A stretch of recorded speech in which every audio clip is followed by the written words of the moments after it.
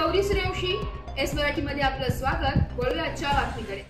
30 September 2025 रोजी पंचायत समिती एटापल्ली येथे झालेल्या वार्षिक आमसभेत प्रचंड अव्यवस्था पाहायला मिळाली आहे। नागरिकांना मोठ्या गैरसोयींचा सामना करावा लागल्याने भारतीय कम्युनिस्ट पार्टीने गटविकास अधिकारी पंचायत समिती एटापल्ली यांचा तीव्र निषेध नोंदविलाय।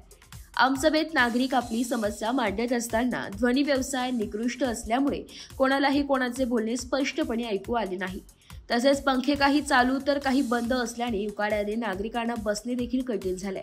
याशिवाय मंचावर मान्यवरांसाठी सुकामेवा पुरवण्यात आले, मात्र सामान्य नागरिकांना जागेवर आणून नाश्ता व पाण्याची कोणतीही व्यवस्था करण्यात आली नव्हती। यापूर्वीच भाकपाकडून प्रशासनाला लेखी निवेदनाद्वारे अशी गैरसोय टाळण्यासाठी पूर्वसूचना दिली होती, तरी देखील आवश्यक ती तयारी करण्यात आली नाही, अशी तीव्र टीका करण्यात आली आहे। या निष्काळजीपणाची संपूर्ण जबाबदारी गटविकास अधिकारी पंचायत समिती एटापल्ली यांच्यावर येते, असे भाकपाने स्पष्ट केले।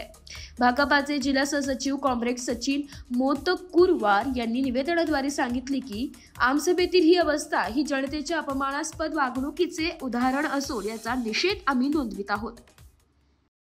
सर्वांना लाल सलाम।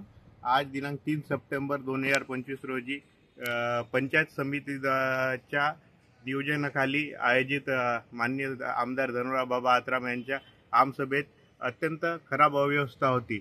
लोकांचा आवाज येत नव्हता, सर्वत्र गोंधळ माजला होता। लोकांना आपल्या समस्या सांगताना माननीय आमदार साहेबांना ऐकता येत नव्हते।